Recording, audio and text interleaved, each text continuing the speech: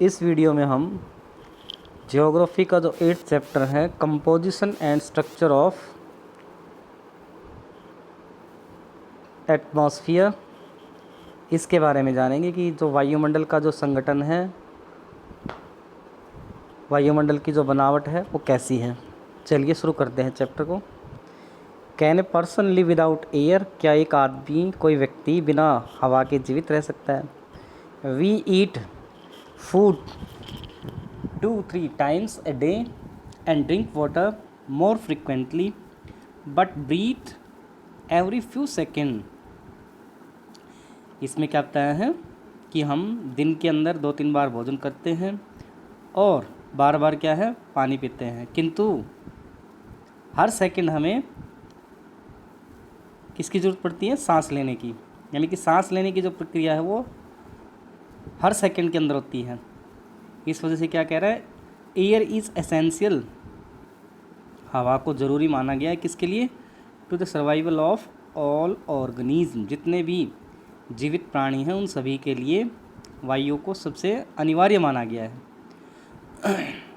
सम organism like humans में survive for some time without food and water. देखिए कुछ जो जीव हैं, जैसे कि मनुष्य का एग्जाम्पल ले लीजिए, वो बिना भोजन के कुछ समय रह सकता है, बिना पानी के कुछ समय रह सकता है, but can't survive even a few minutes without breathing air, किंतु बिना सांस लिए वो 1 मिनट भी जीवित नहीं रह सकता।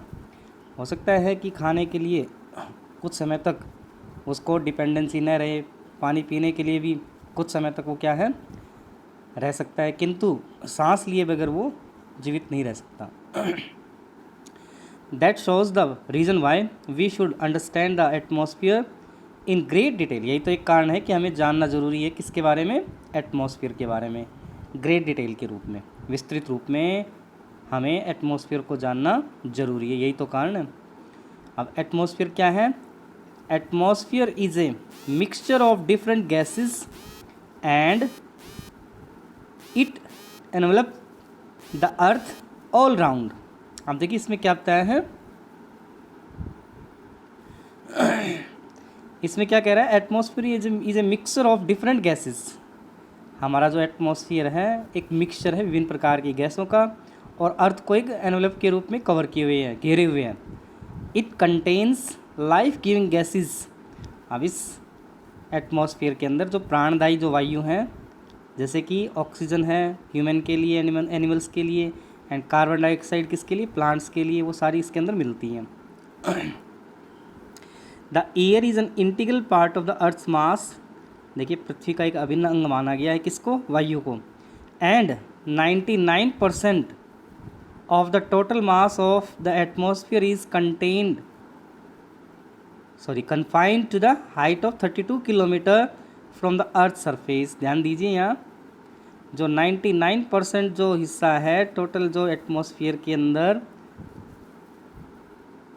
99% of the total mass of the atmosphere, यानी कि एटमॉस्फेयर का टोटल जो 99% है वो कहाँ तक कन्फाइंड है, 32 किलोमीटर की हाइट तक फैला हुआ है। या रफली हम लोग इसको ये भी जान सकते हैं कि एटमॉस्फेयर अगर देखा जाए वायुमंडल के अंदर या अर्थ की क्रस्ट के ऊपर, तो 32 किलोमीटर की लेंथ के ऊपर ये क्या है, फैला हुआ है atmosphere. The air is colourless and odourless. वायु क्या है, गंधहीन और साथ साथ रंगहीन है। And can be felt only when it blows as wind. और जब ये वायु के रूप में बहती है तभी इसको महसूस किया जाता है। अब नेक्स्ट देखिए कंपोजिशन ऑफ द एटमॉस्फेयर। आइए कंपोजिशन जान लेते हैं, संगठन क्या है एटमॉस्फेयर का। The atmosphere is composed of gases, water vapor and dust particles। देखिए एटमॉस्फेयर जो है किस किस से मिलके बना है, यहाँ कुछ पॉइंट्स बताएं। सबसे पहले क्या बताया है, गैसेस, उसके बाद वाटर वेपर, उसके बाद डस्ट पार्टिकल्स, यानी कि सब मिलकर क्या बना रहे हैं, एटमॉस्फेयर बना रहे हैं। अब टेबल 8.1 एक टेबल दी गई, इसके अंदर कौन कौन सी गैसेस का कितना कंपोजिशन है एटमॉस्फेयर के अंदर, उसको डिटेल से समझाया गया है। चलिए एक बार चलते हैं टेबल 8.1 की तरफ। ये देखिए परमानेंट जो गैसेज है एटमॉस्फेयर के अंदर किसका कितना कंट्रीब्यूशन है, कितने परसेंट वॉल्यूम इसका मिलता है। तो सर्वाधिक मात्रा के अंदर एटमॉस्फेयर में कौन सी गैस है, नाइट्रोजन। कितनी बताइए यहाँ 78.08। उसके बाद सेकंड नंबर पर ऑक्सीजन, ऑक्सीजन कितनी है अप्रॉक्सीमेटली 21%। उसके बाद थर्ड नंबर पर है ऑर्गन, इसका जो प्रोपोर्शन है वो कितना है 0.93। उसके बाद नेक्स्ट देखिए fourth carbon dioxide, carbon dioxide का कंपोजिशन कितना है अभी, कितने परसेंट है वॉल्यूम 0.036%। तो ये चार याद कर लीजिए, बाकी को आप अदर्स में डाल दीजिए। तो इस तरीके से क्या है, ये डिफरेंट जो गैसेज हैं ये एटमॉस्फेयर का निर्माण करती हैं। वापस चलते हैं हम पैराग्राफ के ऊपर। अब इस टेबल में क्या दिखा है, table 8.1 shows details of various gases in the air particularly in the lower atmosphere. देखिए जो प्रोपोर्शन है, जो हिस्सा है लोअर एटमॉस्फेयर के अंदर इन गैसेस का वो कितना है वो दर्शाया गया इस टेबल के अंदर। The proportion of gases changes in the higher layer of the atmosphere in such a way that oxygen will be almost in negligible quantity at the height of 120 kilometre. एक इम्पोर्टेंट पॉइंट दिया है कि जो proportion है gases का वो change होता रहता है जैसे जैसे हाइट बढ़ती जाती है। किस तरीके से, जैसे ऑक्सीजन का एग्जाम्पल लिया इसने, ऑक्सीजन क्या है 120 किलोमीटर की हाइट पर अगर देखा जाए तो ऑलमोस्ट क्या है, नेग्लिजिबल है, यानी कि 120 किलोमीटर की हाइट के ऊपर न के बराबर वायु देखने को मिलती है, कौन सी, ऑक्सीजन। ऐसे ही carbon dioxide and water vapour are found only up to 90 kilometre from the surface of the earth, यानी कि अर्थ की सरफेस से केवल 90 किलोमीटर की हाइट तक आपको क्या देखने को मिलेंगे, कार्बन डाइऑक्साइड और वाटर वेपर। तो इस तरीके से हमने देखा कंपोजिशन ऑफ एटमॉस्फेयर को। चलिए आगे बढ़ते हैं नेक्स्ट पैराग्राफ की तरफ। अब गैसेस कंपोजिशन के अंदर जैसे कि बताया था गैसेस का एक बड़ा कंट्रीब्यूशन है। अब गैसेस के बारे में और जान लेते हैं। Carbon dioxide is meteorologically a very important gas. मौसम की दृष्टि से अगर देखा जाए तो कार्बन डाइऑक्साइड क्या है, मौसम विज्ञान की दृष्टि से अगर देखा जाए तो कार्बन डाइऑक्साइड एक महत्वपूर्ण गैस है। As it is transparent to the incoming solar radiation. देखिए ध्यान से, इनकमिंग सोलर रेडिएशन के लिए तो क्या है, ट्रांसपेरेंट है, किंतु but opaque to the outgoing terrestrial radiation, किंतु जो धरती की जो रेडिएशंस हैं उनको ये पार नहीं, अपने आर पार नहीं जाने देती, क्या, कार्बन डाइऑक्साइड, यानी कि सोलर रेडिएशंस को तो अपने पास आने देती है, लेकिन अर्थ की जो रेडिएशन है या टेरेस्ट्रियल जो रेडिएशन है उसको नहीं जाने देती वापस। It absorbs A part of terrestrial radiation, ये धरती की सतह की जो रेडिएशंस हैं उनको बहुत बड़े हिस्से को ये क्या कर लेती हैं, एब्जॉर्ब कर लेती हैं। And reflect back some parts of the towards the earth surface, और इसके कुछ हिस्से को कहाँ की तरफ धकेल देती हैं, रिफ्लेक्ट कर देती हैं अर्थ के सरफेस की तरफ। It is largely responsible for the green house effect, और यही एक कारण है किसके लिए, ग्रीन हाउस इफेक्ट के लिए। ग्रीन हाउस इफेक्ट के बारे में आपने डिटेल से पढ़ा है, किस तरीके से क्या है, कार्बन डाइऑक्साइड की मात्रा बढ़ने पर टेम्परेचर वहाँ इंक्रीज होने लगता है। अब आगे देखिए क्या बताया, the volume of other gases is constant. जो अदर गैसेस हैं उनकी जो वॉल्यूम है वो कैसी बताइए, कांस्टेंट बताइए। But the volume of carbon dioxide has been rising in the past few decades. देखिए ये तो क्या है, स्थिर है बाकी तो, किंतु कार्बन डाइऑक्साइड की जो मात्रा है उसके अंदर क्या कह रहा है, हैज़ बीन राइजिंग, ये बढ़ती जा रही है इन द पास्ट डिकेड्स, पिछले दशक के अंदर अगर देखा जाए, कुछ दशक के अंदर देखा जाए। क्यों भाई, mainly because of the burning of fossil fuels, क्योंकि हम जीवाश्म ईंधन क्या है सर्वाधिक मात्रा में यूज़ कर रहे हैं, जला रहे हैं उनको, इस वजह से। This has also increase the temperature of the अर्थ। अब ये कार्बन डाइऑक्साइड क्या कर रही है, टेम्परेचर बढ़ा रही है, किसका, एयर का। अब ozone is another important component of the atmosphere. Ozone भी क्या है, एक महत्वपूर्ण कंपोनेंट है एटमॉस्फेयर का। और कहाँ मिलती है ये ozone, 10 to 50 kilometres above the earth surface. Earth की सरफेस से 10 से लेकर 50 किलोमीटर के बीच में आपको क्या मिलेगी, ओजोन लेयर। अब इसका काम क्या है, ध्यान से देखिए। And acts as a filter, एक फिल्टर के रूप में काम करती है and absorb the ultraviolet rays, और किन को एब्जॉर्ब कर लेती है, अवशोषित कर लेती है, अल्ट्रावायलेट वेव्स को, रेडिएटिंग फ्रॉम द सन, जो कि कौन छोड़ता है, सन, एंड प्रिवेंट, और किसको रोकती है, prevent them reaching the surface of the अर्थ, और इन अल्ट्रावायलेट वेव्स को धरती की सतह पर पहुंचने से रोक रही है। क्या, ये जो ओजोन लेयर है ये। इस तरीके से हमने ओजोन लेयर का जो इम्पोर्टेंस है वो भी पता किया। ये क्या है, ये भी हमें अल्ट्रावायलेट जो वेव्स हैं उनको धरती पे आने से रोकती है, और हमें सूर्य की जो हानिकारक अल्ट्रावायलेट वेव्स हैं, रेज हैं, उनसे हमें बचाती है। उसके बाद नेक्स्ट है वाटर वेपर। चलिए इनके बारे में और जान लेते हैं, वाटर वेपर के बारे में।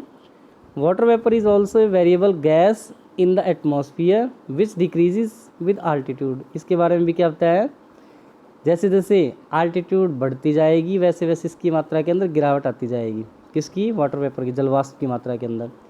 इन the warm and wet tropics, ध्यान दीजिए यहाँ कहाँ कहाँ, एक तो वार्म और दूसरा वेट ट्रॉपिक्स के अंदर, इट में अकाउंट फॉर, इसकी जो उपस्थिति उसके बारे में बताया, 4% of the air by volume. इसकी जो मात्रा कितनी बताई, 4% एयर की वॉल्यूम के according. While in the dry and cold areas of desert and polar regions, जबकि ड्राई एरिया, जो cold area, dry and cold area है डेजर्ट के, और जो पोलर रीजन है उनके अंदर क्या कह रहा है, इट में be less than 1% of the air. वायु का केवल कितना है, 1% है वायु के अंदर, इसकी जो मात्रा है वो कितनी पाएगी, 1%। Water vapour also decreases from the equator towards the pole. अब इक्वेटर से पोल्स की तरफ जाएंगे तो इसकी मात्रा के अंदर भी क्या है, वाटर वेपर की मात्रा के अंदर भी गिरावट देखने को मिलती है। It also absorb parts of the insolation from the sun and preserve the earth's radiated heat. ये भी क्या है, धरती को गर्म होने से बचाती है। इट दस एक्ट्स लाइक ए ब्लैंकेट, इस तरह से ये कंबल के रूप में काम कर रही है।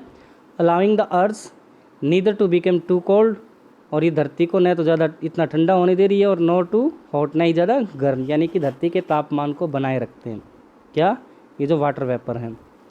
Water vapour also contributes to the stability and instability of the air. वायु की स्थिरता और अस्थिरता को बनाए रखने में भी इन वाटर वेपर्स का एक क्या है, रोल है, योगदान है। उसके बाद नेक्स्ट देखिए क्या होता है, डस्ट पार्टिकल्स। आइए इनके बारे में और जान लेते हैं।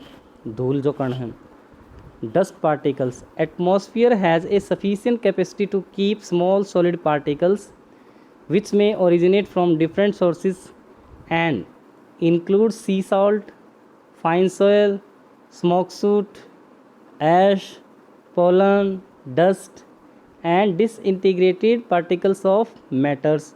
अब डस्ट पार्टिकल्स के बारे में बताया गया है कि एटमॉस्फेयर के अंदर सफिशिएंट कैपेसिटी है छोटे जो पार्टिकल्स हैं उनको होल्ड करने की, बनाए रखने की, और जो कहाँ से ओरिजिनेट हो रहे हैं, डिफरेंट सोर्सेज से, जिसमें कौन कौन से हैं, सी साल्ट इंक्लूड किया गया है, फाइन सॉइल मिट्टी जो है वो, स्मोक सूट है, राख है, पोलन है, डस्ट है, या छोटे छोटे जो पार्टिकल्स हैं टूटे हुए मीटियोर्स के वो हैं, इन सब से क्या बन रहे हैं, dust particles.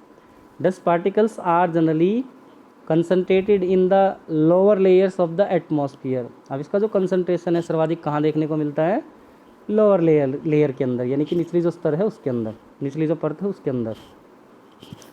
Yet convectional air currents में transport them to great height.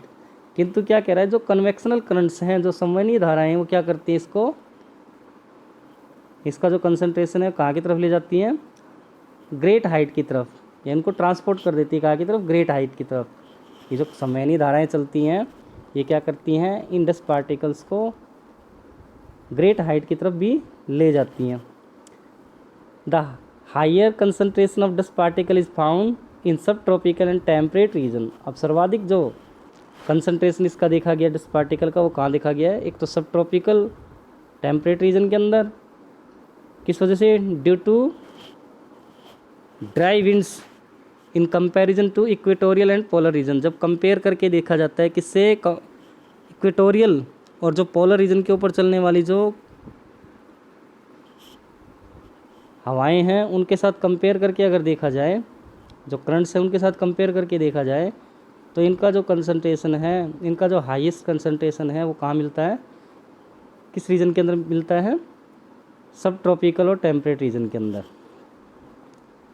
Dust and salt particles acts as hygroscopic nuclear around which water vapour condenses to produce cloud. अब देखिए, अगर आपसे एक क्वेश्चन पूछे कि बादल कैसे बनते हैं, तो ये समझ लीजिए कि डस्ट पार्टिकल एक न्यूक्ली के रूप में काम करते हैं और धीरे धीरे क्या है, वाटर वेपर इसके आसपास जमने लगते हैं और इस तरीके से ठंडे होने लगते हैं और किन का निर्माण हो रहा है, बादलों का। इस तरीके से बादल बनते हैं। उसके बाद नेक्स्ट है स्ट्रक्चर ऑफ द एटमॉस्फेयर। आइए जान लेते हैं किस तरीके से इनका कंपोजिशन हमने जान लिया है, स्ट्रक्चर और जान लेते हैं। स्ट्रक्चर को जानने से पहले हमें क्या करना होगा, ये जो डायग्राम बनाया गया है इस डायग्राम को अच्छे से स्टडी करना होगा। अगर ये डायग्राम समझ में आ गया तो समझ लीजिए हमें अर्थ की जो स्ट्रक्चर है वो पता लग गई है। अब देखिए, सबसे लोअर जो जोन है, लेयर है, उसको क्या कहा गया, ट्रोपोस्फियर। ध्यान दीजिए, ट्रोपोस्फियर। उसके बाद नेक्स्ट है स्ट्रेटोस्फियर, उसके बाद नेक्स्ट है मेसोस्फियर, उसके बाद थर्मोस्फियर और सबसे लास्ट में है वो एक्सोस्फियर। इस तरीके से क्या है, 1 2 3 4 5 5 क्या है, जोन बना रखी है, 5 लेयर बना रखी हैं जो एटमॉस्फेयर का स्ट्रक्चर बना रही हैं। अब इनके बारे में जान लेते हैं, किसकी कितनी हाइट है, कहाँ पर कौन सा स्फीयर मिलता है। The atmosphere consist of different layers. ये जो एटमॉस्फेयर है कई लेयर से मिलके बना है, with varying density and temperature. इनका घनत्व और इनका तापमान भी क्या है, अलग अलग पाया जाता है।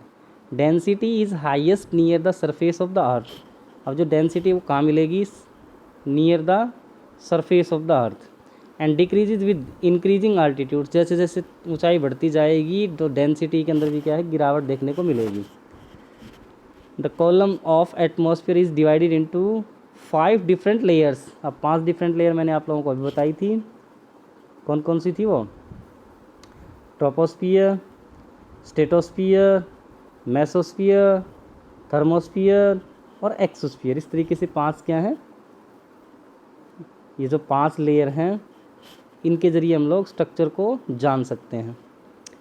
अब क्या कह रहा है, the column of atmosphere is divided into 5 different layers depending upon the temperature conditions. ये किसके ऊपर निर्भर कर रहा है, ये जो हमने क्लासिफिकेशन किया है इनका, डिफरेंट जो स्फीयर थी इनका, ये टेम्परेचर के आधार पर क्या किया गया है, इसका क्लासिफिकेशन किया है। दे आर, अब ये कौन कौन से थे, नाम मैंने बता दिया आप लोगों को, troposphere, stratosphere, mesosphere, thermosphere and exosphere. अब ट्रोपोस्फियर के बारे में देखिए, the troposphere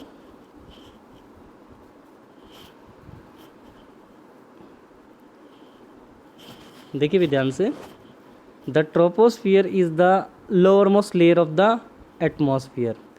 it's average height is 13 kilometre and extend रफली to a height of 8 kilometre near the poles. Poles के ऊपर तो कितना होता है, 8 किलोमीटर, जबकि इक्वेटर के ऊपर कितना होता है, 18। तो अगर एवरेज निकाला जाए इसका तो कितना होता है, 13 किलोमीटर। इस तरीके से हमने थर्मोस्फीयर के बारे में जाना कि इसकी एवरेज हाइट कितनी है, 13 किलोमीटर। क्योंकि पोल्स के ऊपर इसकी जो हाइट थी वो कितनी देखने को मिलती है, 8 किलोमीटर, जबकि इक्वेटर के ऊपर कितना है, 18 किलोमीटर। तो एवरेज कितनी होगी, 13 किलोमीटर, किसकी, ट्रोपोस्फियर की। और क्या कह रहे हैं, thickness of troposphere is greatest at the equator because heat is transported to great heights by strong convectional currents. इसमें ये बताया है कि जो थिकनेस है ट्रोपोस्फियर की वो सबसे ज़्यादा कहाँ है, इक्वेटोरियल रीजन के अंदर है, क्योंकि जो गर्मी है वो क्या करती है, ग्रेट हाइट्स पर इनको पहुंचा देती है, क्योंकि वहाँ कन्वेक्शनल करंट्स चलती हैं, संवहनी धाराएं चलती हैं, इस वजह से उनको ऊपर की ओर धकेल दिया जाता है। इस वजह से इसकी जो चौड़ाई है, सॉरी ऊंचाई है, वो कितनी है, कुछ एरिया के अंदर 18 किलोमीटर। इक्वेटर के ऊपर कितनी होता है, 18 किलोमीटर। अब आगे देखिए, this layer contains dust particle and water vapour. अब इस लेयर के बारे में बताया ट्रोपोस्फियर के बारे में कि इस लेयर के अंदर क्या है, डस्ट पार्टिकल मिलेंगे आपको, साथ साथ वाटर वेपर मिलेंगे। ऑल चेंजेस इन क्लाइमेट, इस लाइन को अच्छे से समझ लीजिए, जितने भी क्लाइमेट के अंदर चेंज आते हैं या वेदर के अंदर जितने भी बदलाव देखने को मिलते हैं इसी लेयर में देखते हैं हम लोग। क्लाइमेट या वेदर के अंदर जितने भी परिवर्तन हैं वो केवल और केवल कहाँ देखने को मिलते हैं, ट्रोपोस्फियर के अंदर। The temperature in this layer decrease at the rate of 1 degree. इसको भी याद कर लीजिए, अगर हम लोग 165 मीटर की हाइट पे जाएंगे तो वहाँ टेम्परेचर कितना कम होता जाएगा, 165 मीटर जैसे ही ऊपर गए तो टेम्परेचर 1 डिग्री कम होता जाता है इस किसके अंदर, ट्रोपोस्फियर के अंदर। This is the most important layer of all biological activities, यानी कि जितने भी बायोलॉजिकल एक्टिविटीज़ हैं उनके लिए सबसे अनिवार्य अगर कोई लेयर है तो वो कौन सी है, ट्रोपोस्फियर।